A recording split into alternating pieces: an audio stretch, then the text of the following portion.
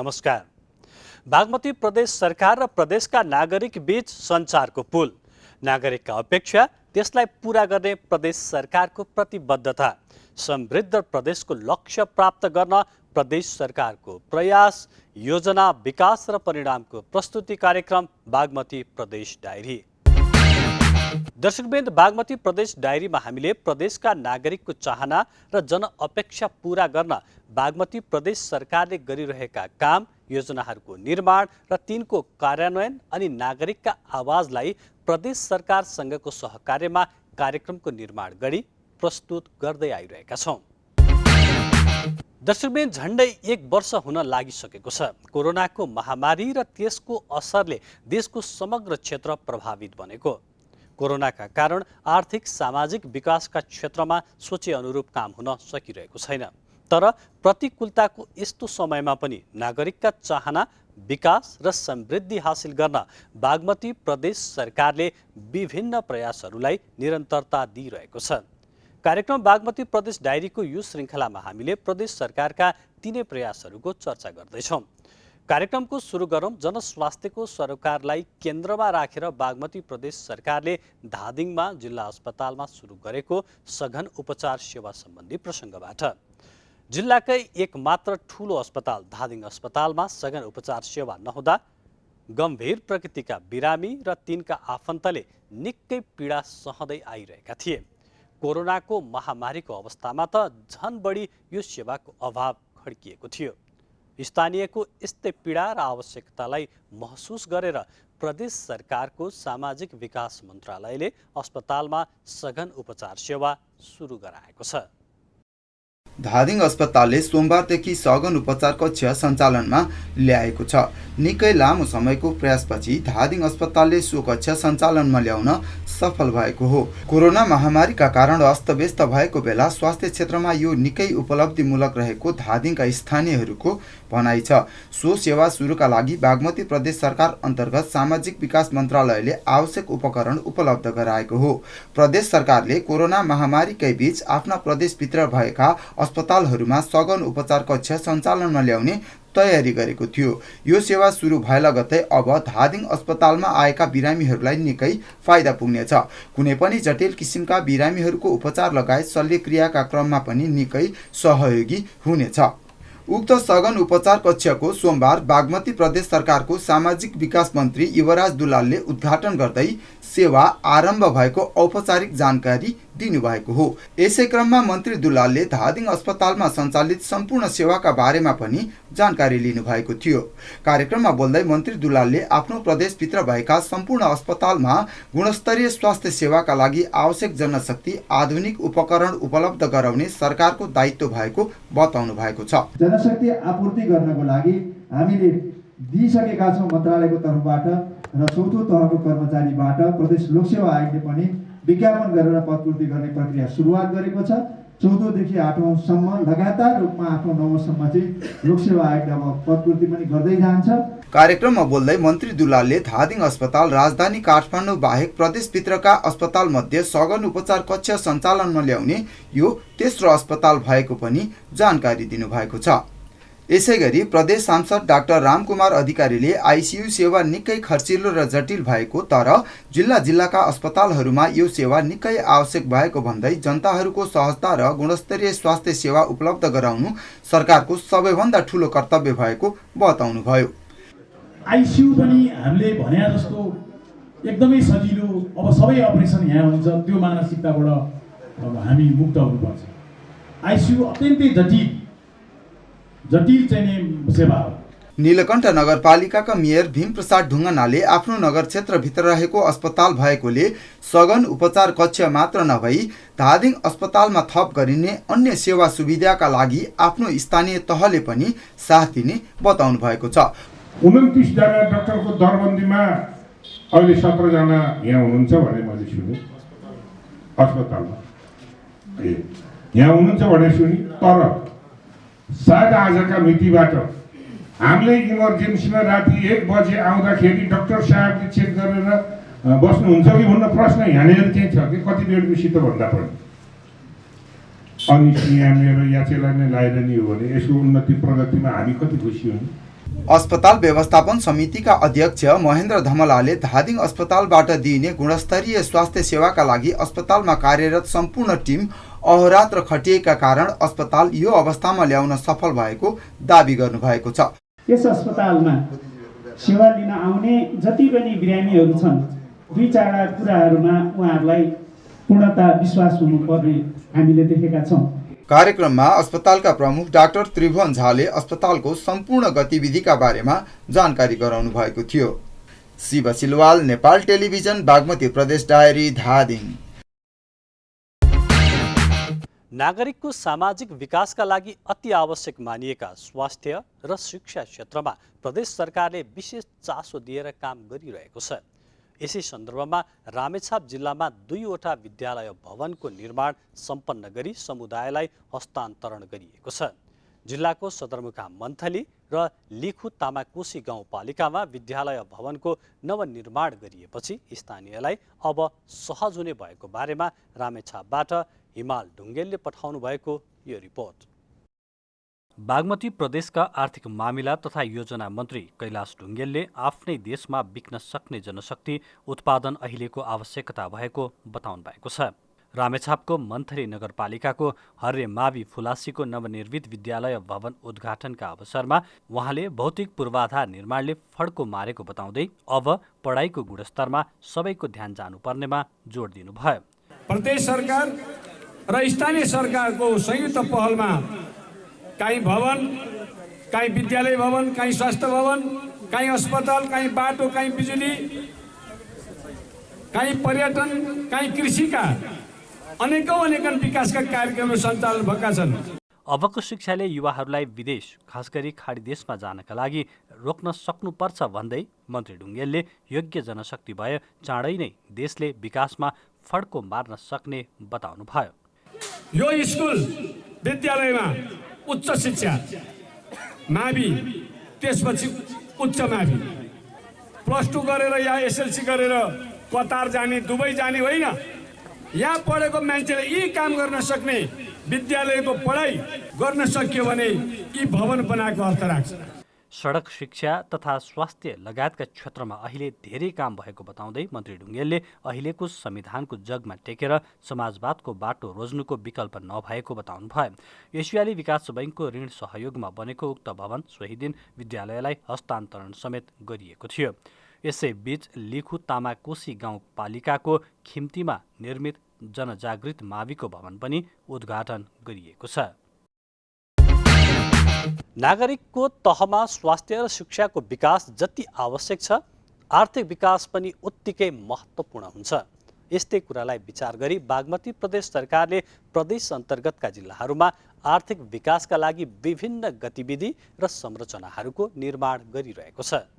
यसै सन्दर्भमा अब सिन्धुपाल्चोकमा बागमती प्रदेश सरकारको लगानीमा बन्दै गरेको इको मेडिटेसन पार्क अर्थात् वातावरणीय ध्यानशाला निर्माणको प्रसङ्ग।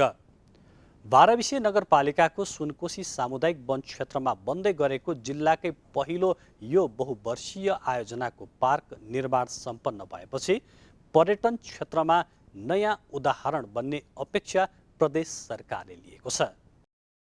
12 विषय नगरपालिकाको सुनकोशी सामुदायिक वन क्षेत्रमा गत वर्ष शिलान्यास गरिएको वातावरणीय ध्यानशाला अहिले वारिपारीका गाउँबाट हेर्दा निकै आकर्षक देखिने स्वरूपमा निर्माण भइसकेको छ। रङ्गरोगन तथा विद्युत जडानका काम तीव्रताका साथ भइरहेका छन् भने गेट निर्माण पनि अघि बढिरहेको छ। बागमती प्रदेश सरकारको 12 करोडको लगानीमा यस वन क्षेत्रमा पिकनिक स्पोट, बुद्ध मार्गीहरूको शव समाधि स्थललाई केन्द्रित गरी बुद्ध मूर्ति, कफेश्वर महादेवलाई केन्द्रित गरी महादेव मूर्ति तथा पार्कभित्र आवश्यक आधुनिक संरचनाहरू बनाउने गरी यस पार्कको निर्माण अघि बढिरहेको निर्माण समितिका अध्यक्ष कृष्ण नेउपानेले जानकारी दिनुभयो। यो मेडिटेसन पार्कको 500 मिटर तल चाहिँ तपाईँको एउटा चिल्ड्रेन पार्क भन्ने भन्छ। त्यो चिल्ड्रेन पार्कबाट आएपछि सिनी आएर चाहिँ यहाँ चाहिँ एउटा यो ध्यान गर्ने खालको एउटा चाहिँ इको मेडिटेसन हल भएर बन्दैछ र यहाँबाट तपाईँको कालिम्चोक यता जुगल देखिने, यता तपाईँको चाहिँ घुमथाङ डाँडा सबै वरिपरि देखिने गरी चाहिँ तपाईँको एउटा भ्यू टावर पनि बन्छ र लगभग तपाईँको अहिले यो फर्स्ट फेजमा चाहिँ तपाईँको 4 करोडको काम भइरहेको छ। लगभग 90% को हाराइमा काम भइसक्यो। अब तुरुन्तै सेकेन्ड फेजको चाहिँ काम सुरु हुन्छ। अब चाहिँ हामीले सिडी बाटो बन्नुपर्छ, प्रत्यक्ष देखिने गरी काम भनेर हामीले भनेका छौँ र त्यही नै प्लानिङ हुँदै होला। र अब यो चाहिँ अब ठुलो एउटा हल बन्दैछ। अब यहाँ चाहिँ महिला पुरुषको लागि चाहिँ के अरे टोयलेट बाथरुमहरू पनि सबै बनिसक्यो। अब गेट यहाँ चाहिँ अब फिनिसिङहरू गर्छ। हामीले यो वन समितिले चाहिँ एउटा कमिटी बन्छ, कमिटीले चाहिँ रेखदेख गर्ने योजना बनाएका छौँ। 12 विषय नेपाल चीन बीचको ऐतिहासिक सम्बन्ध समेत रहेको बजार भएकाले यस क्षेत्रको अन्तर्राष्ट्रिय महत्त्वलाई समेत मध्यनजर गरी यहाँको पर्यटकीय विकासलाई प्रदेश सरकारले विशेष महत्त्वका साथ अघि बढाइरहेको बागमती प्रदेश सरकारका उद्योग, पर्यटन, वन तथा वातावरण मन्त्री अरुण नेपालले बताउनुभयो। बारबिसे नगरपालिकामा त्यत्रो बजार छ। बारबिसेको त्यो मल्लकालदेखिको बजार हो। नेपाल र चीनको बीचमा एउटा नजिक रहेको ठुलो बजार हो। त्यो बजारमा अहिलेसम्म एउटा पार्क छैन। हामीले एउटा राम्रो पार्क निर्माण गर्ने भनेर योजना बनाएका छौँ बारबिसेमा, र त्यो एउटा आकर्षणको केन्द्र बन्न सक्छ भन्ने हामीलाई लागेको छ। त्यसै गरी बारबिसेमै माथि घुँडे भन्ने ठाउँ छ मानेसडाँडामा, त्यो घुँडेलाई अर्को केन्द्रको रूपमा विकास गर्ने, माथि लिस्ट के अरे उसमा गातीको माथिल्लो भागमा पनि पर्यटकीय क्षेत्रको रूपमा विकास गर्न सकिने स्थानहरू छ। त्यसलाई पनि हामीले हेरिरहेका छौँ, बजेट लगानी गरिरहेका छौँ। यता त्रिपुरा सुन्दरीमा हामीले एउटा चाहिँ खाजीलुङमा एउटा ठुलो बुद्धको मूर्ति स्थापना गर्दैछौँ, र त्यो बुद्धको मूर्ति धुलिखेलदेखि देखिन्छ, र खास गरी शेर्पा समुदायको बसोबास भएको ठाउँ, बौद्ध धर्मसँग आस्थावान मान्छेहरू जनताहरू बसेको ठाउँ, त्यहाँ हामीले एउटा बनाउँदैछौँ। सँगै पार्क पनि बन्दैछ, अर्को पदयात्रा गर्न सकिने खुड्किलाहरू पनि बन्दैछन्, र त्यो गर्दाखेरि त्यहाँ एउटा गन्तव्यको निर्माण हुन्छ भन्ने हामीलाई लागेको छ। पार्कलाई केन्द्रित गरी 12 विषय बजारदेखि सडक मार्गलाई विस्तारित तथा व्यवस्थित गर्न प्रदेश सरकारका सामाजिक विकास मन्त्रालय, भौतिक पूर्वाधार विकास मन्त्रालय, प्रदेश क्षेत्र विकास कोषहरू समेतबाट 3 करोड बढी रकमको काम पनि द्रुत गतिमा भइरहेको छ। केवल पार्क मात्रै त्यो हुँदैन, त्यहाँ होटलहरू हुन्छन्, त्यहाँ लजहरू हुन्छन्, त्यहाँ स्थानीय उपजहरूको बिक्री कक्ष हुन्छ, त्यहाँ चाहिँ सांस्कृतिक कार्यक्रम गर्ने हल हुन्छ, त्यहाँ चाहिँ टावर हुन्छ, र सबै कुराहरू हुन्छ। यस वर्षबाट सुनकोशीदेखि ध्यानशाला रहेको पलातीसम्म सिँढी बाटो निर्माणका लागि 2.5 करोड बढीको काम सुरु हुने बताइएको छ। वातावरण मैत्री पार्क सहितको ध्यानशाला बागमती प्रदेशकै पहिलो अभ्यास भएको पनि जनाइएको छ। नेत्र पौडेल, नेपाल टेलिभिजन, बागमती प्रदेश डायरी, सिन्धुपाल्चोक। अब दोलखामा बन्दै गरेको फिल्म सिटी सम्बन्धी प्रसङ्ग। सङ्घीय सरकारले प्राथमिकतामा राखेर बनाउन लागेको फिल्म सिटीमा प्रदेश सरकारले पनि चासो देखाएर बजेट विनियोजन गरेको छ। डिपिआर भइसकेको आयोजनाको निर्माणपछि दोलखाको पर्यटकीय विकासले महत्त्वपूर्ण फड्को मार्ने अपेक्षा गरिएको छ। नेपाल सरकारले प्राथमिकतामा राखेको नेपालकै पहिलो र एकमात्र प्रस्तावित फिल्म सिटीमा पूर्वाधार विकासको कामलाई तीव्रता दिएको छ। फिल्म सिटीको विस्तृत आयोजना प्रतिवेदन डिपिआर तयार भइसकेको छ भने 3400 मिटरको उचाइमा अवस्थित डाङडुङ्गे डाँडामा 76.25 हेक्टर क्षेत्रफलमा फिल्म सिटी निर्माण गर्न चलचित्र विकास बोर्डले डिपिआर तयार गर्न लगाएको थियो। सरकारले 12 करोड 45 लाख खर्च गरेर फिल्म सिटी क्षेत्रमा 2 लेनको सडक, फुटरेल, नालासहितको पूर्वाधार निर्माण गरिसकेको छ भने 1 करोडको लागतमा पानी तथा बिजुलीको समेत व्यवस्था गरिसकेको दोलखा फिल्म सिटीका परिकल्पनाकार एवं अभियन्ता वरिष्ठ कलाकार मदन दास श्रेष्ठले बताउनुभयो। काम एकदम द्रुत गतिमा अगाडि बढिरहेछ।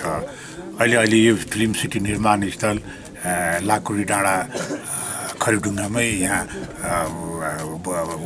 उभिएर म तपाईँलाई यो जवाब दिँदैछु। बजेटको तर्जुमा हुन्छ अनि त्यसपछि पूर्वाधारहरू निर्माण गर्ने काम चाहिँ हुन्छ। जस्तै अब अहिले यहाँदेखि खरिडुङ्गादेखि माथि लाकुरी डाँडासम्मको सडकको काम द्रुत गतिले भइरहेछ। त्यस्तै खानेपानीको काम, पानीको पनि काम भइरहेछ। त्यस्तै विद्युत को काम पनि त्यहाँ भइरहेछ। फिल्म सिटी निर्माण भइसकेपछि यहाँ ठुल्ठुला पूर्वाधारहरू बन्छन्। अब होटलहरू बन्छन्, लजहरू बन्छन्, है, यी सबै कुराहरू बन्छन्। त्यसपछि त यहाँको बजार व्यवस्था, यो व्यवस्था सबै भइहाल्छ। विनियोजित बजेट कुन संरचना निर्माणका लागि खर्च गर्ने भन्ने विषयमा प्रदेश सरकारसँग छलफल भइसकेको र संघीय सरकारसँग पनि छलफल गरी काम अगाडि बढाइने अभियन्ता श्रेष्ठको भनाइ छ। डिपिआर अनुसार फिल्म सिटीमा बसोबास सहितको प्रशासनिक भवन, indoor shooting studio, post production unit, guest house, विभिन्न जात जातिको थीमेटिक भिलेज, हेलिप्याड र करिब 75 रोपनी क्षेत्रफलमा पोखरी निर्माण गरिनेछ। फिल्म सिटीमा 5 तारे होटल, ट्रेनिङ सेन्टर, आउटडोर सुटिङको लागि त्यहाँ उपलब्ध प्राकृतिक सम्पदाहरूलाई प्रयोग गर्न सकिने डिपिआरमा उल्लेख छ। डाँडाबाट काठमाडौँको स्वयम्भू, फुलचोकी, गौरीशङ्कर हिमाल सहित रोलवालिङ हिम श्रृङ्खला, जुगल, गणेश हिमालका साथै सिन्धुपाल्चोक, काभ्रेपलाञ्चोक, सोलुखुम्बु, रामेछाप तथा ओखलढुङ्गा जिल्लाको करिब 60% भूभाग दृश्यावलोकन गर्न सकिने स्थानीयको भनाइ छ। यहाँ फिल्म सिटी आयो भने अरूभन्दा पनि हामीलाई अब सामान बोक्नु परेन। चलचित्र विकास बोर्डले दोलखा फिल्म सिटी विश्वकै सबैभन्दा उच्च स्थानमा रहेको दाबी समेत गर्दै आएको छ। मन्दिरा थापा, बागमती प्रदेश डायरी, दोलखा। स्थानीय स्तरमा पर्यटन प्रवर्धन गर्ने उद्देश्य लिएर काभ्रेको रोसी गाउँपालिकामा पनि भ्यू टावरको निर्माण गरिन लागेको छ। गाउँपालिकाको वडा नम्बर 9 स्थित ऐतिहासिक पर्यटकीय स्थल भूमिचुली डाँडामा बन्ने भ्यू टावरको प्रदेश सरकारका पर्यटन मन्त्रीले शिलान्यास गर्नुभएको छ। काभ्रेको रोसी गाउँपालिकाको वडा नम्बर 9 को ऐतिहासिक पर्यटकीय स्थल भूमिचुली डाँडामा बागमती प्रदेश सरकारको सहयोगमा भ्यू टावर निर्माण सुरु गरिएको छ। बागमती प्रदेशका उद्योग, पर्यटन, वन तथा वातावरण मन्त्री अरुण नेपालले भ्यू टावर शिलान्यास गर्नुभयो। कार्यक्रमलाई सम्बोधन गर्नुहुँदै मन्त्री नेपालले राजधानी तथा अन्य क्षेत्रबाट भूमिचुली आउने पर्यटकहरूका लागि बस्ने आवास, उत्पादन भएका उत्पादनहरूका परिकार र फर्कदा कोसेली लैजान मिल्ने उत्पादन तयार गरी आय आर्जन गरे मात्रै समृद्धि सम्भव छ भन्नुभयो। यति सुन्दर ठाउँ रहेछ र यो ठाउँमा हामीले पर्यटकीय गन्तव्यको रूपमा यसलाई विकास गर्नुपर्छ भनेर एउटा टावर बनाउँदैछौँ र यो टावर प्रतिको यो अहिले जति उपस्थिति हुनु भएको छ बडो अप्ठ्यारोसँग आउनु भएको छ। मैले देखेको छु बाटो धुलो छ, ट्रकको पछाडि बसेर आउनु भएको छ, धुलो खपेर किन आउनुभयो भन्दा यो राम्रो काम हुँदैछ। स्रोतको सही उपयोगका लागि बागमती प्रदेश सरकारले कृषि पर्यटनमा युवाहरूको सहभागितात्मक रोजगार वृद्धिका लागि 3 अर्बको कोष खडा गरेको पनि मन्त्री नेपालले बताउनुभयो। काभ्रेकै दोस्रो अग्लो डाँडा ऐतिहासिक पर्यटकीय स्थल भूमिचुलीको प्रवर्धनका लागि बागमती प्रदेश सरकारले भ्यू टावर, भूमिचुली मन्दिरको ग्याभिङ वाल, श्रेणी निर्माण, बगैँचा लगायतका पूर्वाधारको निर्माण गरी 2,61,23,000 रुपैयाँ लागतमा पर्यटकीय पार्क भ्यू टावर निर्माण सुरु गरेको हो। तोकिएको समयमा सम्पन्न हुन्छ, हामीले सम्पन्न गर्छौँ। म यो जानकारी गराउन चाहन्छु, म आग्रह पनि गर्न चाहन्छु। बेला बेलामा यहाँहरूले पनि त्यसलाई रेखदेख गर्नु होला, हेर्नु होला। त्यो हाम्रो सम्पत्ति हो, यहाँको जनताको सम्पत्ति हो। त्यो ठिक बनिरहेको छ कि छैन, राम्रोसँग बनेको छ कि छैन, त्यसको रखबारी गर्ने जिम्मा यहाँको जनप्रतिनिधिहरूको, यहाँको जनताहरूको यहाँहरूले हेर्नुपर्छ। 2500 मिटर अग्लो महाभारत श्रृङ्खलामा भूमिचुलीमा भ्यू टावर निर्माण हुनेछ।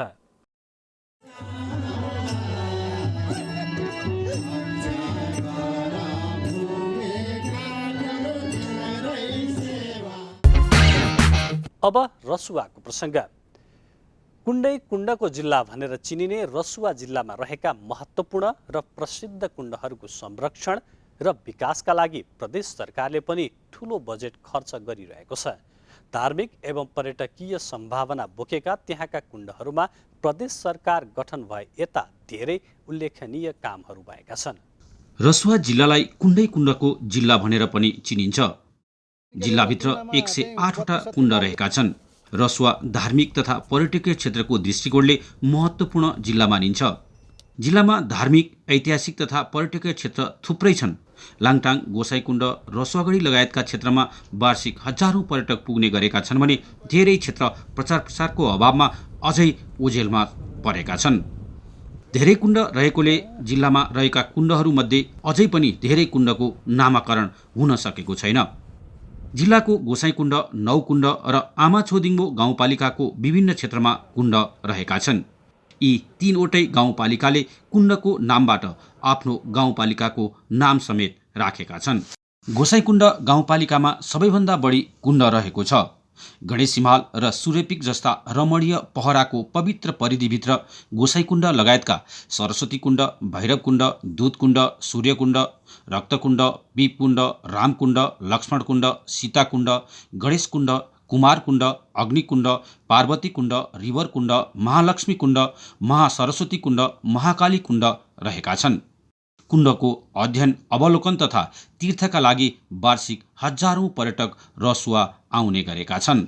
जिल्लामा रहेका कुण्डहरूमध्ये गोसाइकुण्ड प्रमुख कुण्डको रूपमा रहेको छ। यसको वरिपरि अन्य 16वटा कुण्ड रहेका छन्। त्यस क्षेत्रमा अन्य नाम नखुलेका कुण्ड पनि रहेका छन्। धार्मिक तथा पर्यटकीय क्षेत्रको रूपमा रहेको गोसाइकुण्डमा वर्षमा 2 पटक मेला लाग्दछ। मेलाको समयमा हजारौं तीर्थयात्री त्यहाँ पुग्छन्। पछिल्लो समय मेलाभन्दा बाहेकको समयमा पनि गोसाइकुण्ड जानेको लर्को नै देखिन्छ।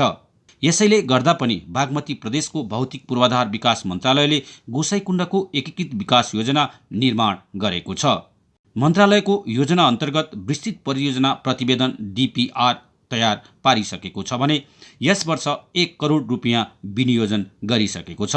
यी आवश्यक पूर्वाधारहरू समेटेर त्यसको लागि के लागत लाग्छ भनेर एउटा प्रारम्भिक लागत निकालिएको छ। तहका सरकारहरूले एउटा चाहिँ बजेट विनियोजन गरेर एउटा टाइम फ्रेममा फिक्स टाइम फ्रेममा त्यो एचिभ गर्न सकिन्छ भन्ने हामीलाई लागेको छ। जसबाट गोसाइकुण्ड क्षेत्रमा मन्दिर निर्माण, शौचालय निर्माण, रेलिङ बार निर्माण, ढुङ्गाको गारो बनाई तारबार लगाउने, ढल निकास स्थल निर्माण, त्रिशुलधारामा भर्याङ निर्माण र हेलिप्याड निर्माण कार्य गरिनेछ। धार्मिक तथा पर्यटकीय क्षेत्र गोसाइकुण्डमा पर्यटकको आवागमन वृद्धि गराउनका लागि योजना अघि सारिएको हो। जिल्लामा धार्मिक पर्यटनको विकास गर्ने, आर्थिक अवस्थामा सुधार ल्याउने, सामाजिक तथा सांस्कृतिक संरक्षणका लागि योजना सञ्चालन गर्न लागि हो। सुशील कोइराला, बागमती प्रदेश, नेपाल टेलिभिजन, रसुवा। हवस् त दर्शकवृन्द, कार्यक्रम बागमती प्रदेश डायरीको यो श्रृङ्खलामा यति नै। सबै सहकर्मी साथीहरूसँगै मलाई पनि बिदा दिनुहोस्। नमस्कार।